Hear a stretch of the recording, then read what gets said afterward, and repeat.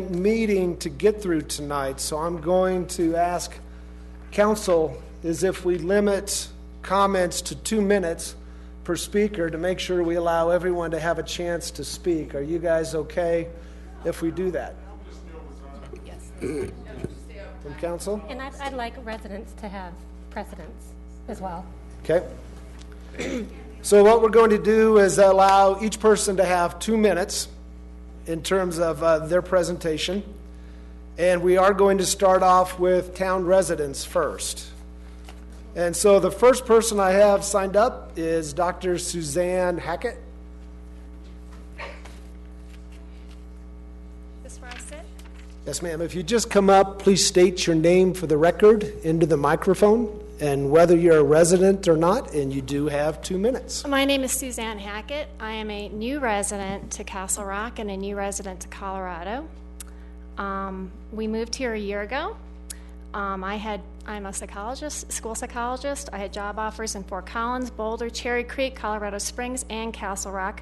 We chose Castle Rock for the growing shopping opportunities that are availing here. We love to shop, and that's why we moved to Colorado. I've worked in 3 charter schools in Douglas County over the past year. We have wonderful schools here, wonderful teachers. When they get around the testing, there's a lot of good teaching going on concerning environmental education. My job is to help children generalize what they learn in school to real-life situations. I spend most of my time working with children with disabilities. Many of these children have trouble with understanding the impact of their decisions on the people around them. These children have trouble understanding cause-effect relationships. They have trouble understanding the long-term implications of decisions they make. Many of these children lack executive functioning skills necessary to predict the outcome of their decisions. I try to use a lot of stories and articles to talk about how people make poor decisions, and I'd like to read one to you just briefly. This is out of the AP. Family settles pesticide-related wrongful death suit. The Toon family, whose 2 daughters died just days after fumitosin was placed around their home, has settled a wrongful death lawsuit filed against the Bugman Pest Company.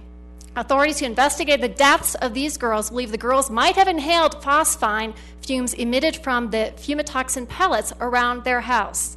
That was last year. Now, here's something that's just come up recently. You do have 30 seconds left, 5 ma'am. leaders in this community make a decision to build a mall on a 200-acre plot, a habitat to many mammals. The exterminator violated federal law and how he applied the poison to the community. Birds fell from the sky. Parents of children in neighboring schools inquire about the dangers. And here I have a picture of a police officer telling a mother there's nothing dangerous about the toxin they use to kill all the animals. Here, within 15 hours after this pesticide was administered, there are no signs next to children waiting for a school bus. Do any of you live in this apartment complex? I don't think so. Your 2 minutes are up. Most of these children are Hispanic. I don't think any of you are Hispanic, but these children were exposed to fumitoxin your 2 minutes with are no up, ma'am. signs. Thank you. Great, thank you.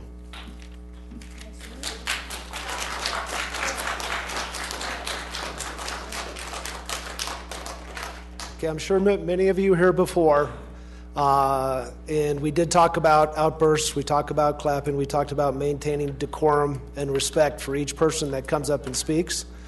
And so again, I'm just going to ask you to please maintain that decorum, and please no clapping, no cheering, no jeering in terms of the individuals who do come up to speak.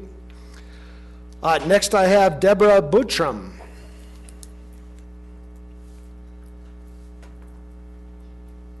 Hey, Deb Buttram, resident of Castle Rock since 2008.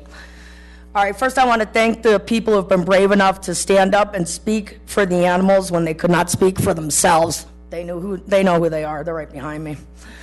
I want to thank you for your bravery and for trying your hardest to save the wildlife.